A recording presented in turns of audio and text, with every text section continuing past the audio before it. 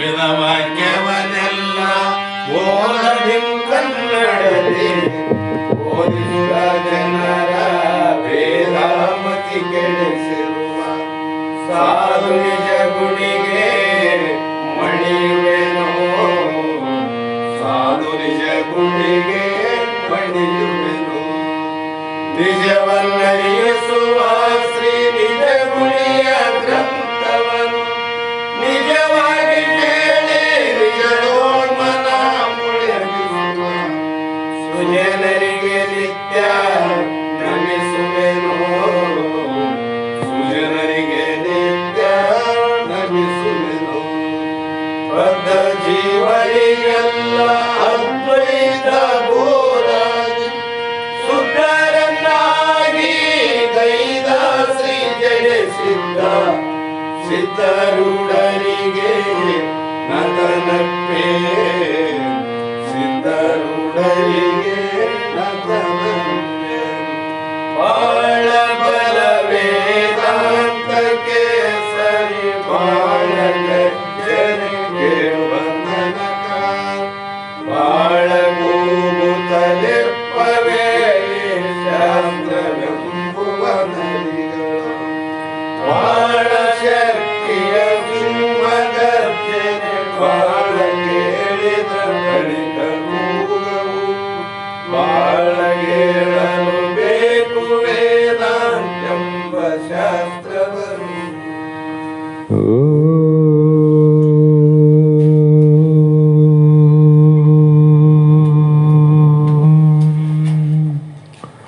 ಗುರು ಬ್ರಹ್ಮ ಗುರು ವಿಷ್ಣು ಗುರುದೇವೋ ಮಹೇಶ್ವರ ಗುರು ಸಾಕ್ಷಾತ್ ಪರಬ್ರಹ್ಮ ತಸ್ಮೈ ಶ್ರೀ ಗುರುವೇ ನಮಃ ಸಿದ್ಧ ಸದ್ಗುರುಪಾದಾಬ್ಜಂ ಜನನೀ ಜನಕಸ್ತ ತತ್ವೋಪದೇಶಕರ್ತಾರಂ ನತ್ವಾ ಭಕ್ತಿಪುರಸ್ವರಂ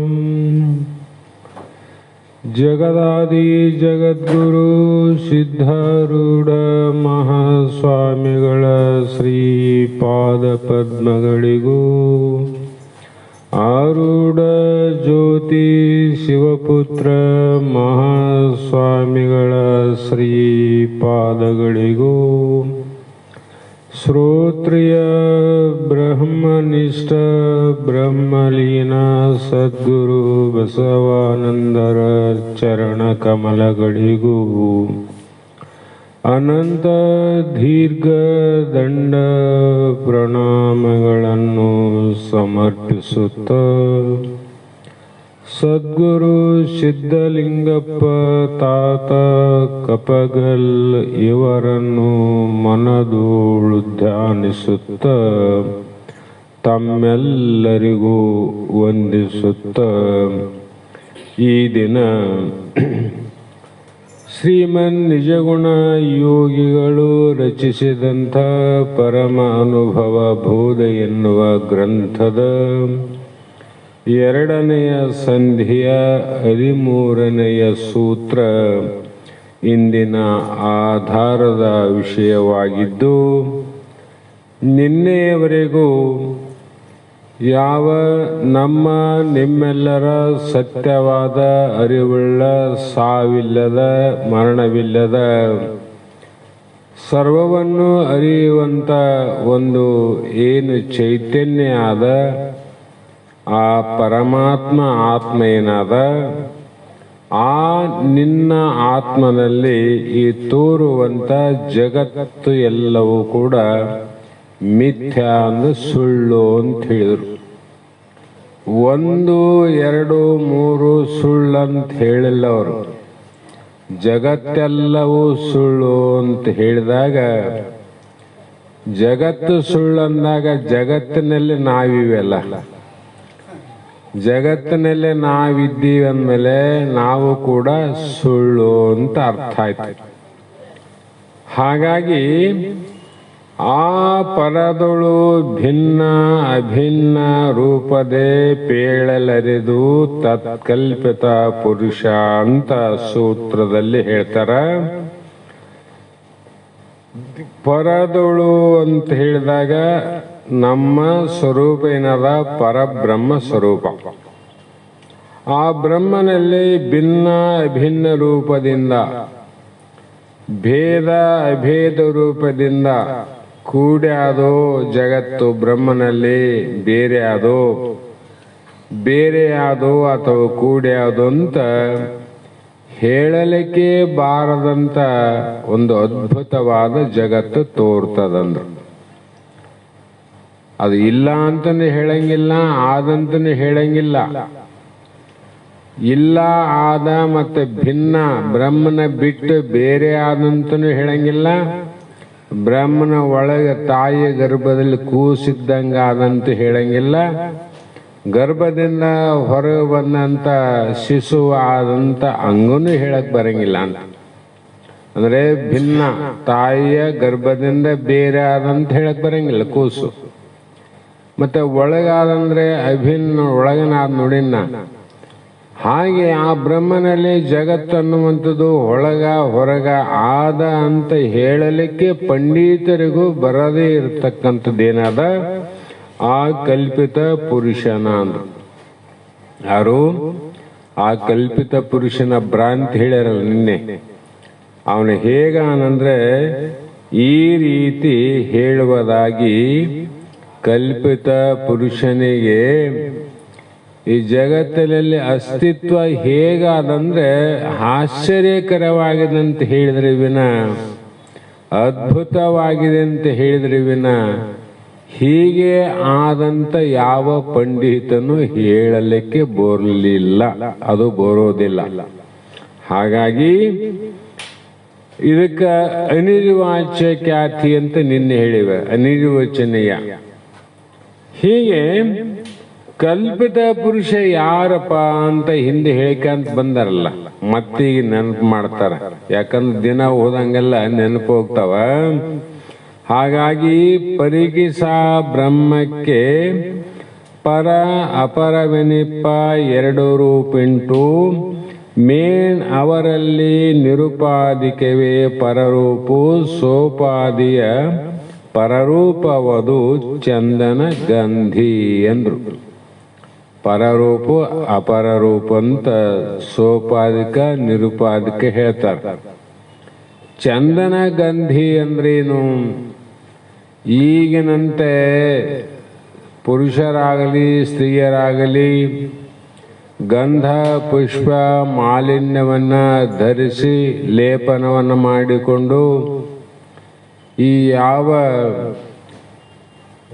ಹೊಲಸಿನಿಂದ ಕೂಡಿದ ಶರೀರ, ದುರ್ಗಂಧದಿಂದ ಕೂಡಿದ ಶರೀರವನ್ನ ಸುಗಂಧದಿಂದ ಕಾಣುವಂಗ ಬದಲಾವಣೆ ಮಾಡುವಂತ ಕೆಲವು ಉಂಟು.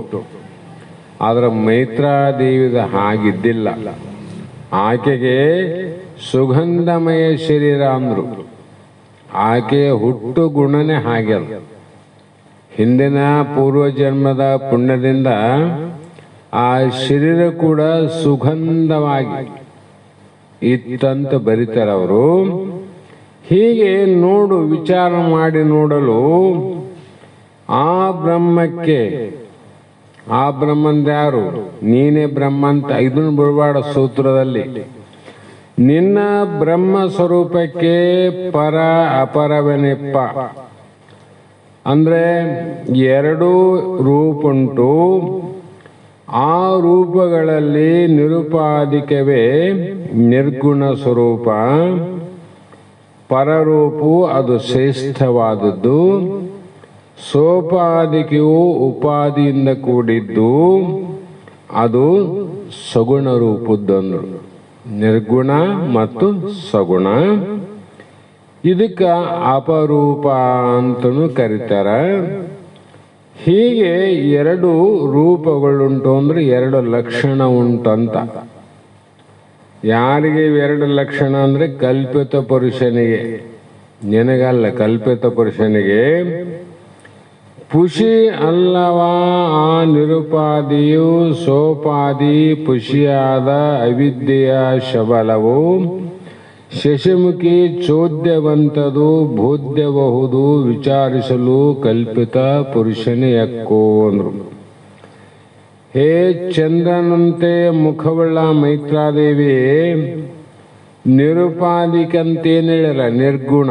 ನಿರ್ಗುಣ ಅಂದ್ರೆ ಉಪಾದಿ ಇಲ್ಲದಂಥದ್ದು, ಅದು ಸುಳ್ಳಲ್ಲ. ನಿರುಪಾದಿಕ ಸುಳ್ಳಲ್ಲ, ಉಪಾಧಿ ಸುಳ್ಳ ನೋಡ್ರಿ. ನಿಮ್ಮೆಲ್ಲರಲ್ಲಿ ಇರ್ತಕ್ಕಂಥ ನಿರುಪಾದಿಕ ಬ್ರಹ್ಮ ಸುಳ್ಳ ಅದೇನದು? ಅದು ಸುಳ್ಳಲ್ಲ. ಸೋಪಾದಿಕವಾಗಿ ತೋರುವಂತ ದೇಹಿಯಾದಿಯಿಂದ ಜಗತ್ತೇನದ ಅದು ಸುಳ್ಳಂದರ ಮಹಾತ್ಮರು. ನಿನ್ನೆ ವಿಚಾರ ಮಾಡೇವಲ್ಲ, ನಾವು ಜನ್ಮ ಜನ್ಮಾಂತರಕ್ಕೆ ಬರೋದು ಯಾವುದು, ಬದಲಾವಣೆ ಆಗೋದು ಯಾವುದು ಅಂದ್ರೆ ನಿಶ್ಚಯ ಮಾಡ್ಕೊಳ್ರಿ. ನಾಮರೂಪ ಬದಲಾವಣೆ ಆಗುತ್ತದೆ ವಿನಃ, ಯಾಕಂದ್ರೆ ಉಪಾಧಿ ಸಗುಣ ಆದಲ್ಲಿದು. ದೇಹ ಸಗುಣ ಆದಿಲ್ಲ, ಜಗತ್ತು ಸಗುಣ ಆದಿಲ್ಲ. ಸಗುಣಕ್ಕೆ ಬದಲಾವಣೆ ಇದೆ, ಆದರೆ ನಿರ್ಗುಣವಾಗಿರತಕ್ಕಂಥ ನಿನಗೆ ಬದಲಾವಣೆ ಅದೇನು? ಬದಲಾವಣೆ ಇಲ್ಲ. ಇದು ನಿರುಪಾಧಿಕವಾಗಿರತಕ್ಕಂಥ ಬೈಲಾದಿದು. ಈ ಬೈಲಲ್ಲಿ ಈ ಮನೆ ಕಟ್ಟ್ಯಾರ, ಇದು ಮನೆ ಅನ್ನಿಸ್ತದ. ಇದನ್ನ ಕೆಡವಿ ಒಂದು ಗುಡಿ ಕಟ್ಟಿದ್ರೆ ಅದು ಮಂದಿರ ಅನ್ನಿಸ್ತದ. ಅದೇ ಜಾಗದಲ್ಲಿ ಮನೆ ಬದಲಾವಣೆ ಆಯ್ತು, ಮಂದಿರ ಬಂತು ನೋಡಿ. ಬೈಲು ಬದಲಾವಣೆ ಆಗ್ಯದೇನು? ಬೈಲು ಬದಲಾವಣೆ ಆಗಲಿಲ್ಲ. ಯಾಕಾಗಲಿಲ್ಲ? ಅದು ನಿರ್ಗುಣ ಅದ. ಬೈಲು ನಿರ್ಗುಣ ಇಲ್ಲ, ನಿರ್ಗುಣ ಬದಲಾವಣೆ ಆಗಿಲ್ಲ. ಮನೆ ಆದಾಗನು ಆದ, ಮಂದಿರ ಆದಾಗನು ಆದ. ನಾಳೆ ಮಂದಿರ ಕೆಡಿ ಮಸೀದಿ ಕಟ್ಟಿದ್ರು ಕೂಡ ಬೈಲು ಮಾತ್ರ ನಿರ್ಗುಣ ಇರ್ತದ. ಸಗುಣಕ್ಕೆ ನಾಶ ಆದ ನೋಡ್ರಿ, ಸಗುಣಕ್ಕೆ ನಾಶ ಆದಿಲ್ಲ. ಹಾಗಾಗಿ ನಮಗೆ ಯಾವುದಕ್ಕೆ ನಾಶ ಇಲ್ಲ ಅಂತ ಅರ್ಥ ಮಾಡಬೇಕು ಅಂದ್ರೆ, ನಮ್ಮ ಸ್ವರೂಪಕ್ಕೆ ನಾಶ ಇಲ್ಲ. ನಮ್ಮ ಸ್ವರೂಪ ಏನದ? ಸ್ವರೂಪಕ್ಕೆ ನಾಶನೇ ಇಲ್ಲ. ಅದು ಯಾವಾಗಲೂ ಸದಾ ಕಾಲ ಇರೋದೆ. ಅದರಲ್ಲಿ ಅನಂತ ರೀತಿಯ ಮನೆ ಬಂದಂಗಾಯ್ತು, ಮನೆ ಹೋಗಿ ಮಂದಿರ ಬಂದು, ಮಂದಿರ ಹೋಗಿ ಮಸೀದಿ ಬಂದಂಗ ಅದೇ ಒಂದು ನಿರ್ಗುಣ ರೂಪದಲ್ಲಿ ಯಾವ್ಯಾವ ಪಾಪ ಕರ್ಮದಿಂದ ಒಂದು ಕನಿಷ್ಠವಾದ ಪಾಪಿಷ್ಟ ದೇಹ ಹುಟ್ಟಬಹುದು, ಪುಣ್ಯ ಮಾಡಿದರೆ ಪುಣ್ಯದ ದೇಹ ಬರಬಹುದು, ಇನ್ನು ಭಕ್ತಿ ಉಪಾಸನ ಮಾಡಿದರೆ ಯೋಗ ದೇಹಗಳು ಬರಬಹುದು, ಅದಕ್ಕಿಂತ ಬಹಳ ವರಪುಣ್ಯ ಮಾಡಿದರೆ ಮೋಕ್ಷವನ್ನ ಪಡೆಯುವಂತ ದೇಹಗಳು ಬರಬಹುದು. ಇವು ಬರ್ತಾವ ಹೋಗ್ತಾವ. ಆದ್ರೆ ಅದು ಯಾವಾಗಲಾದ ಪಾಪಿಯ ದೇಹದಲ್ಲಿ ಉಂಟು, ಪುಣ್ಯಾತ್ಮನಲ್ಲಿ ಉಂಟು, ಯೋಗಿಯಲ್ಲಿ ಉಂಟು, ತ್ಯಾಗಿಯಲ್ಲಿ ಉಂಟು, ಭೋಗಿಯಲ್ಲಿ ಉಂಟು, ಮತ್ತೆ ಅಜ್ಞಾನಿಯಲ್ಲಿಯೂ ಉಂಟು, ಜ್ಞಾನಿಯಲ್ಲಿಯೂ ಉಂಟು. ಯಾಕದು ನಿರ್ಗುಣ, ನಿರುಪಾಧಿಕ. ಅದಕ್ಕೆ ಅದು ಸುಳ್ಳಲ್ಲ. ಉಪಾಧಿ ಏನದ? ಸಗುಣದಿಂದ ಕಾಣ್ತಕ್ಕಂಥ ಎಲ್ಲವೂ ಸುಳ್ಳು. ಹಾಗಾಗಿ ಇದು ಸುಳ್ಳು ಯಾಕಾಯಿತು ಅಂದ್ರೆ, ಇದು ಅವಿದ್ಯೆಯ ರೂಪದಿಂದ ಸುಳ್ಳಾಗಿದೆ. ಇದು ಯಾವುದಿದು? ಅವಿದ್ಯಾ ರೂಪ, ಅಜ್ಞಾನದಿಂದ. ಇದು ಮಾಯಾ ರೂಪಲ್ಲಿ. ಇದು ಮಾಯೆ ಸುಳ್ಳು ಅಂತ ಯಾವಾಗ ಕಿತ್ತೆ ಹಾಕರೆ ಶಾಸ್ತ್ರದಲ್ಲಿ, ಮಾಯದಿಂದ ತೋರಿದಂತ ಜಗತ್ತು ಸತ್ಯ ಆಗಿರ್ತದೇನು? ಸುಳ್ಳೆ ಅಂತ. ಹಾಗಾಗಿ ಇದು ಆಶ್ಚರ್ಯವಾದದ್ದು. ಮತ್ತು ಅಷ್ಟೇ ಬಹಳ ಬಹಳ ವಿಚಾರವನ್ನು ಮಾಡಿ ಮಾನವ ಜನ್ಮದಲ್ಲಿ ತಿಳಿಯತಕ್ಕದ್ದು ಅದೇ. ಆಶ್ಚರ್ಯವಾದದ್ದು ಆದ, ಅದ್ಭುತವಾದದ್ದು ಆದ, ಮತ್ತು ಮನುಷ್ಯನಾಗಿ ಹುಟ್ಟಿದ ಮೇಲೆ ಇದನ್ನ ತಿಳಿಯಲಿಕ್ಕೆ ಅತ್ಯಂತ ಯೋಗ್ಯವಾದದ್ದಾದ.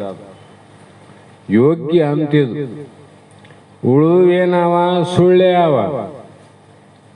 ಉಳಿದುವೇನವ ಎಲ್ಲ ಸುಳ್ಳಾವಿಲ್ಲ ಅಂದಾಗ ನಾವೆಲ್ಲ ಹುಟ್ಟಿದ್ದು ಸತ್ಯವನ್ನು ತಿಳಿಲಿಕ್ಕೆ ಹುಟ್ಟಿವೋ ಸುಳ್ಳನ್ನು ತಿಳಿಲಿಕ್ಕೆ ಹುಟ್ಟಿವೋ? ಸತ್ಯವನ್ನು ತಿಳಿಲಿಕ್ಕೆ ಹುಟ್ಟಿವಿ ಅಂದ್ರೂ ಕೂಡ ನಾನು ನೀನು ಮತ್ತು ನಮ್ಮ ಬಳಗದಲ್ಲಿ ಯಾರ್ಯಾರಿಗೆ ಇದು ಸಿಕ್ಕದ ಅವರೆಲ್ಲರೂ ಪುಣ್ಯಾತ್ಮರಂತ ಕೈ ಎತ್ತಿ ಹೇಳುವರು ಅಷ್ಟೆ. ಯಾರ್ಯಾರಿಗೆ ಸಿಕ್ಕದ ಅವರೆಲ್ಲ ಪುಣ್ಯಾತ್ಮರು ನನ್ನ ಹಿಡ್ಕಂಡೆ. ಯಾಕಂದ್ರೆ ಮನುಷ್ಯ ಕುಲದ ಜನನದ ಲಾಭವಾಗುವುದು ಅಂತ ಮೊದಲೇ ಪ್ರಶ್ನೆ ಇಟ್ಟು ಆರು ನಾನೆಂದು ತಿಳಿಯುವುದು ಅಥವಾ ವಿಚಾರವನ್ನು ಮಾಡುವುದು. ಯಾಕೆ ಮಾಡಬೇಕಾಗಿದೆ? ಅದಕ್ಕಾಗಿ ಈ ಜನ್ಮ ಬಂದದ. ಯಾಕೆ ಮಾಡಬೇಕಂತ ಒಂದು ಪ್ರಶ್ನೆ ಮಾಡಬಹುದು. ಇದು ಅರಿವಿನ ಜನ್ಮ ಅದ, ಇದು ಅರಿವುಳ್ಳ ಜನ್ಮ ಅದ. ಇದು ಶ್ರೇಷ್ಠವಾಗಿ 84 ಲಕ್ಷದಲ್ಲಿ ಕೊನೆ ಶರೀರವನ್ನು ತೊಟ್ಟು ಬಂದದ ಕಾರಣ ಅಂತಿಮವಾಗಿ ಕೊನೆಯಾಗಿ ತಿಳಿಯಬೇಕಾದದ್ದು ಏನಾದ ಅದನ್ನು ತಿಳಿಲಿಕ್ಕೆ ಬಂದದ.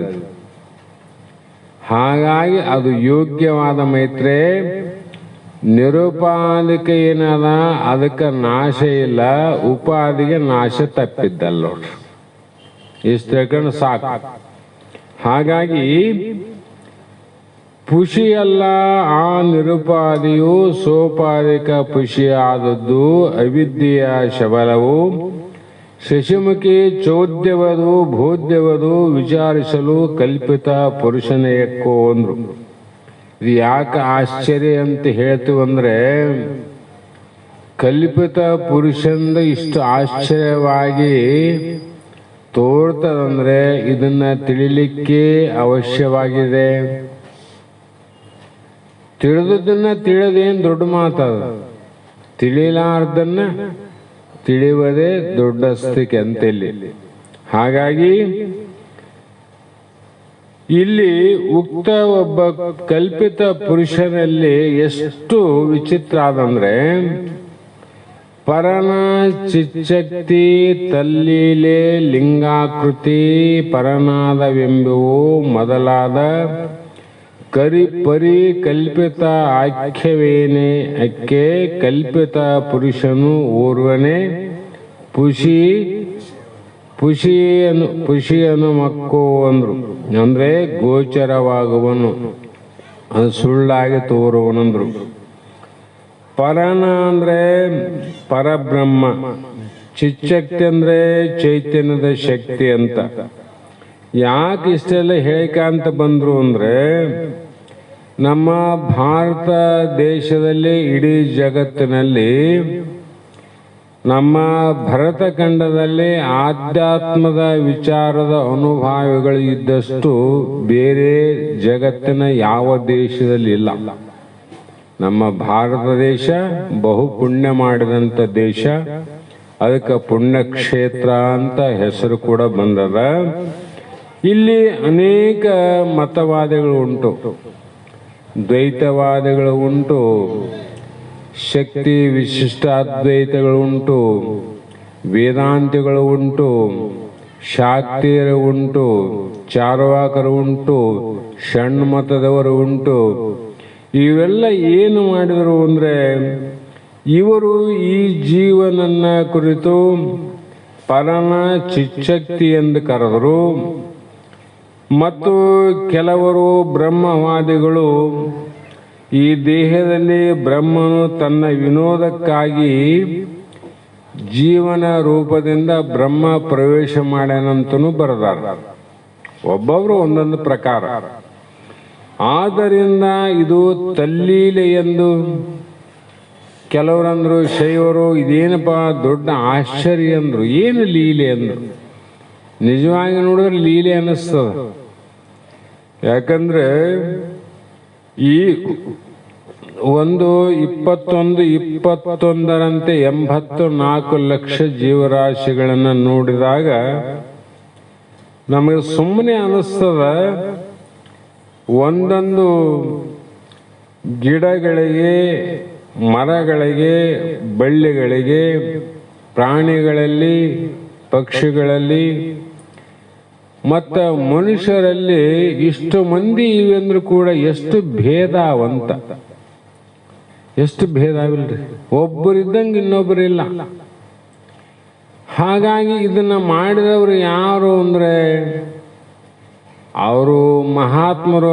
ಆ ದೇವ ಈ ದೇವ ಎನಬೇಡ, ಲೋಕಕ್ಕೆ ಕಾರಣವಾದವನೇ ದೇವನೋಡ ಸರ್ವಜ್ಞ ಅಂದರು.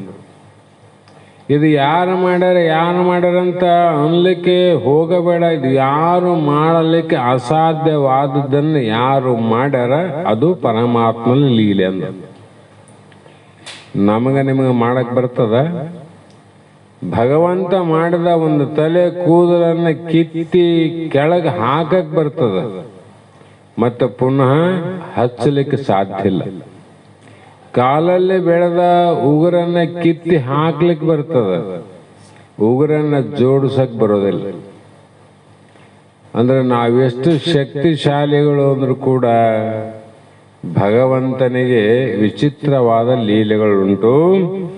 ಅದಕ್ಕೆ ಕೆಲವರು ಅಂದ್ರು ಈ ಜಗತ್ತು ಹೇಗಿದೆ ಅಂದ್ರೆ ಬ್ರಹ್ಮಾಕಾರ ಅಂತ, ಕೆಲವರು ಅಂದ್ರು ಲಿಂಗಾಕಾರ ಅಂತ. ಶೈವರು ಆ ಒಂದು ದೃಷ್ಟಿಯನ್ನಿಟ್ಟುಕೊಂಡು ನಮ್ಮ ವೀರಶೈವ ಧರ್ಮದಲ್ಲಿ ಲಿಂಗ ಅರ್ಚನೆಯನ್ನ, ಲಿಂಗ ಬೋಧನೆಯನ್ನ, ಕರಸ್ಥಲಕ್ಕೆ ಲಿಂಗವನ್ನು ಯಾಕೆ ಕೊಟ್ರು ಅಂದ್ರೆ ಈ ಜಗತ್ತು ಲಿಂಗಾಕೃತಿ ಇದೆ ಅಂತ ತಿಳ್ಕೊಂತ ಕೊಟ್ರು. ಲಿಂಗದ ಆಕೃತಿ ಅದೊಂದು ಕುರುಹು ಕೊಟ್ರು ಅವರು. ಅದಕ್ಕೆ ಕರಸ್ಥಳಕ್ಕೆ ಬಂದು ಚುಳುಕಾದನಯ್ಯ ಅಂದ್ರು ಅವರು. ಅಂಥ ಒಂದು ಲಿಂಗ ಮಧ್ಯೆ ಜಗತ್ ಸರ್ವಂ, ಅದರ ಅರ್ಥ ಹೆಂಗದ? ಲಿಂಗದ ಮಧ್ಯೆ ಜಗತ್ತಾದ. ಆದರೆ ನಾನು ನಿನ್ನ ಕೈಯಲ್ಲಿ ಬಂದು ನಾನು ಸಣ್ಣವನಾಗಿನು ಅಂತ ಅವನೇ ಅಂತಾನ. ಪಾಪ, ನಾವೆಷ್ಟು ಪಂಡಿತರಿದ್ದೀವಿ, ಎಷ್ಟು ಜ್ಞಾನಿಗಳಿದ್ದೀವಿ ಅಂತ ನಮ್ಮನ್ನ ನಾವು ವಿಚಾರ ಮಾಡಿದ್ರೆ ಭಗವಂತ ನಾವು ಮಾಡುವ ಕಾರ್ಯಕ್ಕೆ ಆತ ಒಪ್ಪುತ್ತಾನೋ ಬಿಡ್ತಾನೋ ಅವರವರಿಗೆ ಬಿಟ್ಟ ವಿಚಾರವಿನ ಅದು ಪರಮಾತ್ಮನಿಗೆ ಗೊತ್ತು, ಭಗವಂತನಿಗೆ ಗೊತ್ತು. ಆ ಪರಮಾತ್ಮನನ್ನ ಎಷ್ಟು ವರ್ಣನೆ ಮಾಡ್ಯಾರಂದ್ರೆ ಲಿಂಗ ಮಧ್ಯೆ ಜಗತ್ ಸ್ವರೂಪಮಂದು. 14 ಲೋಕ ನಿನ್ನ ಒಡರೊಳಗೆ ನಿನ್ನ ಒಳಗಾವಂತ ಹೇಳಿದರು. ಹೌದಾ? ನಾವೆಲ್ಲರೂ ಕೂಡ ಇವತ್ತು ಲಿಂಗದ ಬಗ್ಗೆ ವಿಚಾರ ಮಾಡಿದಾಗ ಲಿಂಗ ಅಂದ್ರೆ ದೊಡ್ಡದು ಅಂತ ಅರ್ಥ ಮಾಡಬೇಕು. ಲಯ ಗಮನ ರಹಿತವಾದದ್ದೇ ಲಿಂಗ ಅಂತ ಅವ್ರು ಹೇಳಿದ್ರು. ಮತ್ತೆ ಲಯ ಅಂದ್ರೆ ನಾಶ ಇಲ್ಲ, ಗಮನ ಅಂದ್ರೆ ಬರೋದು ಇಲ್ಲ, ಹೋಗೋದು ಇಲ್ಲ. ಅಂದಾಗ ಏನ ಅರ್ಥಾಯ್ತು? ಅದು ಬರೋದಂದ್ರೆ ಹುಟ್ಟೋದೂ ಇಲ್ಲ, ಲಯ ಅಂದ್ರೆ ಅದು ನಾಶವಾಗದೇ ಇರೋದಿಲ್ಲ. ಅದು ಯಾವುದಾದ ಅದು ಲಿಂಗ ಅಂದ್ರು ನೋಡ್ರಿ. ಇಂಥ ಸತ್ಯವಾದ ಮಾತನ್ನ ಹೇಳಿದ ಜಗತ್ತಿನಲ್ಲಿ ಎಷ್ಟು ಅದ್ಭುತವಾದಂತ ವಿಚಾರಗಳು ನಡೆದಾವ, ಪ್ರಚಲಿತ. ನೀವು ನೋಡ್ತೀವಿ, ನಾವು ನೋಡ್ತೀವಿ. ನಾವು ಒಂದು ತರ, ನೀವು ಒಂದು ತರ, ನಿಮ್ಮದು ಶ್ರೇಷ್ಠ, ನಮ್ಮದು ಕನಿಷ್ಠ. ಮಹಾತ್ಮನು ಕೊಟ್ಟದ್ದು ವಿಚಾರವನ್ನ ತಿಳಿಲಿ ಅಂತ ಕೊಟ್ರು ನಮ್ಮ ಕೈಯಲ್ಲಿ. ಆಲಿ ನಿಲ್ಲಿಸಿ ನೋಡು, ಆ ದೃಷ್ಟಿ ಇಟ್ಟು ನೋಡು. ನೋಡಿದಾಗ ಏನು ಕಾಣಬೇಕು ನಿನಗಂದ್ರೆ ಅಂಗೈಯಲ್ಲಿರ್ತಕ್ಕಂಥ ಮೊದಲು ಮಾಡ್ತಾ ಮಾಡ್ತಾ ಅಂಗೈ ಪೀಠ ಕಾಣಬಾರ್ದು ಅಂತಾರ. ಪೀಠ ಕಾಣಬಾರ್ದು. ನೋಡ್ತಾ ನೋಡ್ತಾ ನಿಂತಿತ್ತು ವೃತ್ತಿ ಅಂದ್ರೆ ಆ ಪೀಠನೇ ಕಾಣದಿದ್ದಾಗ ಪೀಠದ ಮೇಲಿರುವಂತ ಲಿಂಗ ಕಾಣಬಾರದು. ಅದು ಬೈಲಿಗೆ ಬೈಲಾಗಬೇಕು. ಅದು ಲಿಂಗ ಪೂಜೆ. ಅದು ಏನಂತಾರದಕ್ಕ? ಲಿಂಗ ಪೂಜೆ. ನಾವೇನ್ ಮಾಡ್ತೀವಿ? ಅಂಗದ ಪೂಜೆಯನ್ನು ಮಾಡಿಕೊಂಡು ಲಿಂಗದ ಪೂಜೆ ಅಂತೀವಿ. ಇದಕ್ಕ ನಮಗ ಹೌದು ಅಲ್ಲಂತ ನಿರ್ಣಯ ಮಾಡೋದು ನಾನು ಅಲ್ಲ, ನೀವು ಅಲ್ಲ. ಇದನ್ನು ನಿರ್ಣಯ ಮಾಡುವವನು ಭಗವಂತ. ಇದು ಭಗವಂತ ಮಾಡ್ತಕ್ಕಂಥ ನಿರ್ಣಯ. ಆ ಕಾರಣದಿಂದ ಪರಬ್ರಹ್ಮ ನಾದ ರೂಪವೆಂದು ಕೆಲವು ಮಂದಿ, ಇನ್ನು ಕೆಲವರು ಆಯಾ ಮತಸ್ಥರು ತಮ್ಮ ತಮ್ಮ ಭಾವನೆಗೆ ಅನುಕೂಲವಾಗಿ ಕರೆಯುವರು. ಅವರು ಎಷ್ಟೇ ಹೆಸರಿನಿಂದ ಕರೆದಾಗಿ ಕೂಡ ಅನೇಕ ನಾಮಗಳಿಗೆ ನಾಮಿಯಾದ ಒಬ್ಬನೇ ಕಲ್ಪಿತ ಪುರುಷ. ನಾವು ಕಲ್ಪಿತವಾದಂಥ ಪುರುಷನನ್ನ ಆರಾಧನೆ ಮಾಡ್ತೀವಿ, ಆರಾಧಿಸ್ತೀವಿ. ನಿರುಪಾಧಿಕವಾದದ್ದನ್ನು ಆರಾಧನೆ ಮಾಡಕ್ಕೆ ಬರಂಗಿಲ್ಲ, ಆರಾಧಿಸಲು ಬರಂಗಿಲ್ಲ. ಮತ್ತು ಇಷ್ಟೆಲ್ಲ ಪ್ರಯೋಜನ ಏನ್ರಿ ಶಾಸ್ತ್ರಗಳಿಂದ ಕೇಳಿದ್ದು ಅಂದರೆ, ಅದನ್ನ ನಿನ್ನೋಳಿಯದು ಸತ್ಯ ಪದ, ಅದನ್ನು ಅನುಭವದಿ ನೋಡೆ ಮನುಜ ನೀನೇ ಮುಕ್ತ ಅಂದರು. ಅವ್ರು ಬರೆದು ಬಿಟ್ರೆ ಉತ್ತರ. ಅದು ಅನುಭವದಿಂದ ನೋಡಕ್ಕೆ ಕೊಟ್ರೆ ಇವೆಲ್ಲ. ನಾವು ನೋಡಕ್ಕೆ ಹೊಂಟಿವಿನ ಅನುಭವ ಮಾಡಕ್ಕೆ ಹೊಂಟಿಲ್ಲಲ್ಲ. ಮತ್ತು ಅದು ಎಲ್ಲಿ ಆದಂತಾರ, ನಿನ್ನೋಳಂದ್ರಿಲ್ಲ. ಯಾವ ಪದ ಅದ? ಅಸತ್ಯ ಪದ. ಇದು ಜಗತ್ತು. ಸತ್ಯ ಪದ ಯಾವುದು? ನಿರುಪಾಧಿಕ ಪರಬ್ರಹ್ಮ. ಕಲ್ಪಿತ ಜೀವನಿಗೆ ಆಧಾರ ಅಧಿಷ್ಠಾನವಾಗಿರ್ತಕ್ಕಂಥದ್ದು ಏನದ, ಅದು ನಮ್ಮೆಲ್ಲ ಸ್ವರೂಪ. ಹಾಗಾಗಿ ಒಬ್ಬ ಕಲ್ಪಿತ ಪುರುಷನೇ ಇಷ್ಟೆಲ್ಲ ಮತವಾದಗಳಿಗೆ ಒಬ್ಬನೇ ವಿಷಯ, ಒಬ್ಬನೇ. ನೋಡು, ಒಂದೇ ಪದಾರ್ಥ ಹಿಡ್ಕೊಂಡು ಇದು ನಂದು ಇದು ನಿಂದಂತ ಜಗ್ಗಿ ಹಿಡ್ದಂಗೆ ಹಾಕುತ್ತದೆ. ನಡೆದ್ರೆ ಜಗತ್ತಿನಲ್ಲಿ ಗದ್ದಲ, ನಮ್ಮದು ಶ್ರೇಷ್ಠ ನಿಮ್ಮದು ಶ್ರೇಷ್ಠ. ಇದು ಹೇಗೆ ಒಂದು ವಸ್ತುವಿಗೆ 5-6 ಮಂದಿ ಒಂದೇ ಕರೆಯೋದನ್ನು ಬಿಟ್ಟು ಹಲವು ರೀತಿ ಹೇಗೆ ಕರೀತಾರ? ಅವ್ರೇನು ಅಜ್ಞಾನಿಗಳ? ಅವ್ರಿಗೇನು ವಿಚಾರ ಇಲ್ಲೇನು? ಅವ್ರಿಗೆ ತಿಳುವಳಿಕೆ ಇಲ್ಲೇನು? ಅವ್ರಿಗೆ ಬುದ್ಧಿ ಇಲ್ಲೇನು? ನೀವೊಬ್ಬರೇ ವೇದಾಂತಿಗಳು ಬುದ್ಧಿವಂತರೇನು ಅಂತ ಪ್ರಶ್ನೆ ಮಾಡಿದರೆ ಅದಕ್ಕೆ ಉತ್ತರ ಹೇಳ್ತಾರ. ಅಂಧಕರಂಟಿ ದುಂಧವಿ ಸೂರ್ಪ ಮುಸಲ ಅದಂತೆಂದು ಭಾವಿಸಿ ಬೇರೆ ತಿಳಿಯಲಿಕ್ಕೆ ಒಂದು ಗಜವೇ ಲಕ್ಷ್ಯವಾದಂತೆ ಮತಿಭೇದದಿಂದೇ ನಾನತ್ವ ಓರ್ವನಿಗಕ್ಕು ಅಂತ ಕಿತ್ತಿ ಹಾಕೇ ಬಿಟ್ರು. ಅದು ಕಿತ್ತಿ ಹಾಕಿದ್ದನ್ನ ಮತ್ತೆ ನಾವು ಚುಚ್ಚುಗೆಂತೀವಂದ್ರೆ ನಮ್ಮ ಇಷ್ಟ. ಎಡವಿದ ಕಲ್ಲಿಗೆ ಎಡವಿದಂಗ, ತುಳಿದ ಮುಳ್ಳಿಗೆ ಮತ್ತೆ ತುಳ್ದಂಗ, ಅಷ್ಟೆಲ್ಲ ಆಗದು. ಉದಾಹರಣೆ ಕೊಡ್ತಾರ ಅವರು. ಒಂದೇ ವಸ್ತು, ಇದು ಬ್ರಹ್ಮ, ಇದು ಲಿಂಗ, ಇದು ನಾದ, ಇದು ಬಿಂದು ಅಂತ ಹೇಳಕ್ಕೆ ಹೇಗೆ ಸಾಧ್ಯ? ಎಲ್ಲರಿಗೂ ಹುಚ್ಚಿಡೋದೇನು ಅಂತಂದ್ರೆ ಉದಾಹರಣೆ ಕೊಡ್ತಾರ. ಅಂಧಕರ ಅಂಟಿ ಅಂದ್ರೆ, ಅಂಧಕರು ಅಂದ್ರೆ ಕುರುಡರು, ಅಂಟಿ ಅಂದ್ರೆ ಒಂದು ಕಡೆ ಹೋಗುವಾಗ ಒಂದು ಆನೆಯನ್ನು ಮುಟ್ಟಿದ್ರವ್ರು. ಮುಟ್ಟಿ ಒಬ್ಬನ ಏನು ಮಾಡಿದ, ಹೊಟ್ಟೆ ಮೇಲೆ, ಕುರುಡಲ್ಲ, ಹಿಂಗೆ ಕೈ ಹೋಯ್ತು, ಆನೆಯ ಹೊಟ್ಟೆ ಮೇಲೆ ಕೈ ಹೋಯ್ತು. ಆವಾಗ ಹಿಂಗೆ ನೋಡಿದ, ನಗಾರಿ ಕಲ್ಪನೆ ಬಂತವನಿಗೆ. ಓಹೋ, ಇದು ನಗಾರಿ ಇದ್ದಂಗ ಅದ ಅಂತ ಅವನ್ ತಿಳ್ಕೊಂಡ. ಇನ್ನೊಬ್ಬನ ಏನ್ ಮಾಡಿದ, ಸೂರ್ಪ ಅಂದ್ರೆ ಮೊರದಂತೆ ಕಿವಿಯನ್ನು ಮಟ್ಟಿಗೆ ಅಂತ ಬಂದ. ಈ ದೊಡ್ಡ ಕಿವಿಯನ್ನು ನೋಡಿದ ತಕ್ಷಣ ಅನ್ಕಂಡ, ಜ್ವಾಳ ಗಿಳಕಿಯರ ಮರ ಇರ್ತಾವಲ್ಲ, ಮರ ಇದ್ದಂಗೆ ಇರ್ತದ ಆನೇಂದ್ರ ಅಂತ ಅನ್ಕಂಡ ಅವನು. ಇನ್ನೊಬ್ಬನ ಏನಂದ ಅಂದ್ರೆ ಮುಸಲದಂತೆಂದು ಅವನೇನ್ ಮಾಡದ, ಇನ್ನೊಬ್ಬನು ಬಂದ, ಹಂಗೆ ಸೊಂಡೆಲ ಮೇಲೆ ಕೈ ಆಡ್ಸಂತ ಬಂದ. ಓದ್ದ ಇತ್ತಲ್ಲ, ಅದನ್ನ ನೋಡಿ ಒಣಕೆ ಎಂತೆಂದು ಒಣಕೆ ಇದ್ದಂಗ ಆದಂದವನು. ಇನ್ನೊಬ್ಬನು ಬೇರೆ ಬೇರೆಯಿಂದ ನೋಡಿದಾಗ ಒಬ್ಬರು ಕಾಲ ಮೇಲೆ ಹಿಂಗೆ ಕೈ ಆಡಿಸಿದ, ಕಾಲು ಸಿಕ್ಕಿತ್ತು. ಆನಿಂದ ಕಂಬ ಇದ್ದಂಗೆ ಇರ್ತದಲ್ಲಿ ಅಂತ. ಹೇಗೆ ಒಂದೇ ಆನೆಯನ್ನ ಕುರುಡರು ಮುಟ್ಟಿ ತಾವು ಯಾವುದನ್ನು ಮುಟ್ಟಾರ ಅದನ್ನೇ ಕಲ್ಪನೆ ಮಾಡಿಕೊಂಡು ಆನೆ ಅಂದರೆ ಸೊಂಡಿನ ಮುಟ್ಟಿದವನು ಒನಿಕೆ ಅಂದ, ಹೊಟ್ಟೆ ಮುಟ್ಟಿದವನು ನಗಾರಿ ಅಂದ, ಒಬ್ಬನು ಒನಿಕೆ ಅಂದ, ಏನೇನೋ ಕಲ್ಪನೆ ಮಾಡಿದ್ರು.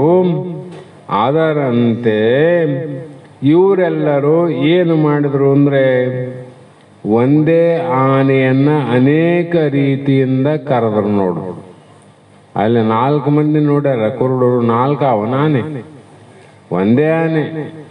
ಅದರಂತೆ ಒಂದೇ ಆನೆಯು ಗೋಚರವಾಯಿತು. ಹೇಗೆ? ಹಾಗೆಯೇ ಆಯಾ ಮತವಾದಿಗಳಿಗೆ ತಮ್ಮ ಭಾವನಾ ಅನುಸಾರವಾಗಿ ಅನೇಕ ಹೆಸರುಗಳನ್ನು ಕೊಟ್ಟು ಕರೆದಾದರೂ ಕೂಡ ಒಬ್ಬ ಕಲ್ಪಿತ ಜೀವನೇ. ಅವನು ಬೇರೆ 4 ಮಂದಿಲಿ ಒಬ್ಬನೇ. ಏನ್ ಮಾಡ್ತಾರೆ ಹಿಂಗಾದ್ರೆ? ಯಾಕಾದ್ರೆ ಮೊದಲೇ ಹೇಳ್ಯಾರ ಅಂಧಕರು ಅಂದ್ರು. ಅಲ್ಲಿ ವಿಶೇಷಣ ಶಬ್ದ, ಈ ನುಡಿ ವಿಶೇಷಣ ಏನಂದ್ರೆ ಅಂಧಕರ್. ಅಂಧಕರ್ ಅಂದ್ರೆ ಕುರುಡ. ಇಲ್ಲಿ ಕುರುಡ್ರು ಯಾರು? ಕಣ್ಣಾವಲ್ಲ ನಮಗಂದ್ರೆ ಅಜ್ಞಾನಿಗಳು. ಅಜ್ಞಾನಿಗಳಿಗೆ ಹಿಂಗ ಅವರವರ ಭಾವನೆಗೆ ಅನುಸಾರವಾಗಿ ಒಬ್ಬ ಕಲ್ಪಿತ ಜೀವನಿಗೆ ಅನೇಕ ಹೆಸರುಗಳು ಬಂದಂತೆ. ಹೀಗೆ ಮತ್ತೊಂದು ಹೇಳ್ತಾರೆ, ಅದು ಹೇಗೆ ಸಾಧ್ಯ ಅಂದ್ರೆ ಕಲ್ಪನೆ ಪಿಡಿದು ಓರ್ವ ಕಲ್ಪಿತ ಪುರುಷನೇ ಕಲ್ಪಿತ ನಾಮವ ಅನೇಕವ ಕಲ್ಪನೆಯಿಂದ ಐದಿದನು ಪುತ್ರಾದಿ ವಿ ಕಲ್ಪನೆಯುಳ್ಳ ಮಾನವನಂತೆ. ನೀವು ಶಾಸ್ತ್ರದಲ್ಲಿ ಬಹಳ ದೂರ ಹೇಳಿದ್ರಿ. ಅವರು ಕಣ್ಣಿಲ್ದ ಕುರುಡರು, ಅವ್ರೇನು ಆನೆಯನ್ನು ಮುಟ್ಟಿ ನೋಡಿದಾಗ ಆ ಹೊಟ್ಟೆ ಮುಟ್ಟಿದವನು ಇನ್ನು ಬಾಲ ಮುಟ್ಟಿಲ್ಲ, ಅವ್ನು ನಗಾನೆ ಅಂತ ತಂದಿರ್ಬೋದು. ಕಾಲು ಮುಟ್ಟಿದವನು ಇನ್ನ ಬೇರೆ ನಗಾರಿ ಮುಟ್ಟಿಲ್ಲ, ಅವನು ಕಂಬ ಅಂತ ಹೇಳಿರ್ಬೋದು. ಆದ್ರೆ ಇಲ್ಲೆಲ್ಲ ಕಣ್ಣುಳ್ಳವರಲ್ಲ. ಈ ದೃಷ್ಟಾಂತ ಕುರುಡರಿಗೆ ಸಂಬಂಧ, ಕಣ್ಣಿದ್ದವರಿಗೆ ಸಂಬಂಧ ಅನ್ಸಂಗಿಲ್ಲ. ಅದಕ್ಕೆ ಇನ್ನೂ ಸರಿಯಾಗಿ ತಿಳಿಯುವಂಗೆ ಹೇಳಿದ್ರೆ ಚೆನ್ನಾಗಿತ್ತು ಅಂತ ಕಲ್ಪನೆ ಬಂದ್ರೆ ಹೌದಿಲ್ಲ? ನಾವಂತೀವಿ ಈಗ ಏನಪ್ಪ ಕಣ್ಣಿದ್ದಿಲ್ಲ ಕುರುಡರಾನ ಆನೆಗೆ ಹಂಗೆ ಕರೆದ್ರು. ಮತ್ತೆ ಇಲ್ಲೆಲ್ಲ ವಿಚಾರವಂತರು ಜ್ಞಾನದ ಕಣ್ಣಿದ್ದವರಲ್ಲ, ಮತ್ತೆ ಇವ್ರು ಹೆಂಗೆ ಒಪ್ತಾರ ಅಂತಂದ್ರೆ ಕಲ್ಪನೆ ಪಿಡಿದ ಓರ್ವನೇ ಅಂದ್ರು. ಅಂದ್ರೆ ಒಬ್ಬ ಪುರುಷನೇ. ಕಲ್ಪನೆ ಅಂದ್ರೆ ಕಲ್ಪಿತ ಪುರುಷ ಅಂತ ಅರ್ಥ. ಕಲ್ಪಿತ ಪುರುಷ ಅವನು ಮೊದಲೇ ಇಲ್ಲ, ಪುಷ್ಯಕ್ಕಂತ ಹೇಳ್ಯಾರಲ್ಲ. ಆ ಪುರುಷನೇ ಪುತ್ರನ ಕಲ್ಪನೆಯಿಂದ, ಬಹಳ ಸಲ ಕೇಳಿರಿ ಮತ್ತೆ ಹೇಳದೆ, ಒಬ್ಬ ವ್ಯಕ್ತಿನೇ ಪುತ್ರನ ಕಲ್ಪನೆಯಿಂದ, ಮಗನ ಕಲ್ಪನೆಯಿಂದ, ಮಗನ ಭಾವನೆಯಿಂದ ಏನದ ತಂದೆ ಅನ್ನಿಲ್ಲ. ಮೊದಲು ಏನಿದ್ದ? ಒಬ್ಬನೇ ಇದ್ದ. ಒಬ್ಬನೇ ಅವನು. ಅವಾಗ ತಂದೆನೂ ಅಲ್ಲ, ಅವನು ತಾತನಲ್ಲ, ಮುತ್ತನಲ್ಲ, ಒಬ್ಬನೇ ಇದ್ದ. ಆ ಒಬ್ಬನಿಗೆ ಮಗನ ಕಲ್ಪನೆಯಿಂದ ತಂದೆಯೆಂದು, ಮೊಮ್ಮಗನ ಭಾವನೆಯಿಂದ ಅಜ್ಜನೆಂದು, ಸತಿಯಳ ಭಾವನೆಯಿಂದ ಪತಿಯೆಂದು, ಸೊಸೆಯ ಭಾವನೆಯಿಂದ ಮಾವನೆಂದು, ಅಣ್ಣನಿಗೆ ತಮ್ಮನೆಂದು, ತಂಗಿಗೆ ಅಣ್ಣನೆಂದು, ಹೀಗೆ ಅನೇಕ ಹೆಸರಿಂದ ಕರೀತರಿಲ್ಲ. ಕರೆದರೂ ಕೂಡ ಅನೇಕ ಜನರಿಂದ ಕಲ್ಪಿಸಲ್ಪಟ್ಟ ಹೆಸರುಗಳಿವು. ಅಜ್ಜ, ತಂದೆ, ಅಣ್ಣ, ಇವೆಲ್ಲ ಹೆಸರು, ಕಲ್ಪಿತ ಹೆಸರು. ಆವೇನಿನಲ್ಲಿ ನಿನ್ನ ಮುಟ್ಟಿ ನೋಡಿದ್ರೆ ಆವೇನು ಇಲ್ಲ. ಮುಟ್ಟಿ ನೋಡಿದ್ರೆ ಇಲ್ಲ, ನಿನಗೆ ಹಿಟ್ಟೇ ಇಲ್ಲ. ಅವು ಏನೋ ಒಂದು ಹೆಸರಿಟ್ಟಾರ, ಪೂಜಾರಿ ಅಂತ ಸೂಗಪ್ಪ ಅಂತ ಹೆಸರಿಟ್ಟಾರ. ತಂದೆ, ಆಮೇಲೆ ಗಂಡ, ಮತ್ತೆ ಅಜ್ಜ, ಮತ್ತೆ ಮಾವ ಅಂತ ಇವರು ಹೆಸರು ಎಲ್ಲಿರೋದು ನಾವು ಇಟ್ಟಾರ ತೊಟ್ಲದಾಗ. ಹೆಂಗ್ ಬಂದು ಅಂತೀವಿ? ಈ ಕಲ್ಪನೆಯಿಂದ ಬಂದವ. ಕಲ್ಪನೆ ನಾವು ಮಾಡಿ ಕರೆದೀವಿ. ಇಲ್ಲ, ಇವರಿಗೆ ಸೊಸೆ, ನಿನಗೆ ಮಾವ ಅಂತ ಕರಿಬೇಕು, ಗಂಡಗ ನೀನು ಪತಿ ಅಂತಲೇ ಕರಿಬೇಕು, ಹೆಂಡತಿಗೆ ಸತಿ ಅನ್ಬೇಕು, ಹುಟ್ಟಿದವನಿಗೆ ಮಗ ಅನ್ಬೇಕಂತ ಇವೆಲ್ಲ ವ್ಯವಹಾರಿಕ ದೃಷ್ಟಿಯಿಂದ ಕಲ್ಪನೆಯನ್ನು ಮಾಡಿ ಹೇಳ್ಯಾರ. ಯಾಕೆ ಹೇಳ್ಯಾರ ಅಂದರೆ ಈ ಖ್ಯಾತಿ ಜೀವಿಗಳು ಹೇಳ್ಯಾರ, ಇವರು ಬಹಳ ಬಹಳ ಬುದ್ಧಿವಂತರೇ ಹೀಗೆ ಪ್ರಪಂಚ ದೃಷ್ಟಿಯಲ್ಲಿ ಇರಬೇಕಂತ ಬರೆದಾರ. ತಾಯಿ, ತಂದೆ, ಅಣ್ಣ, ತಮ್ಮ, ಅಜ್ಜ, ಮಾವ, ಮುತ್ತೆ ಇವೆಲ್ಲ ಹೆಸರು ಅವರೇ ನೇಮಕ ಮಾಡಿರಲಿಲ್ಲ. ಯಾಕೆ ಮಾಡಿದ್ರು? ಇದರಲ್ಲಿ ನೀತಿ ಇಟ್ಟು ಮಾಡ್ಯಾರ. ನೀತಿ ಯಾವ ನೀತಿ? ಮತ್ತೆ ಸಿಕ್ಕವರಿಗೆಲ್ಲರಿಗೆ ಹೆಂಡತಿ ಅಂದ್ರೆ, ಕಂಡವರಿಗೆಲ್ಲ ಗಂಡ ಅಂದ್ರೆ, ಮತ್ತೆ ಓಡಾರೋ ಎಲ್ಲ ಮಕ್ಕಳಂದ್ರೆ ಜಗತ್ತಿನಲ್ಲಿ ವ್ಯವಸ್ಥೆ ಏನಾಗ್ತಿತ್ತು? ಜಗತ್ತು ಅಲ್ಲೋಲ ಕಲ್ಲೋಲ ಆಗ್ತಿತ್ತು. ಆ ಕಾರಣದಿಂದ ಖ್ಯಾತಿ ಜೀವಿಗಳು ನಿರ್ಮಿಸರಂತ ಬರೆದಾರ.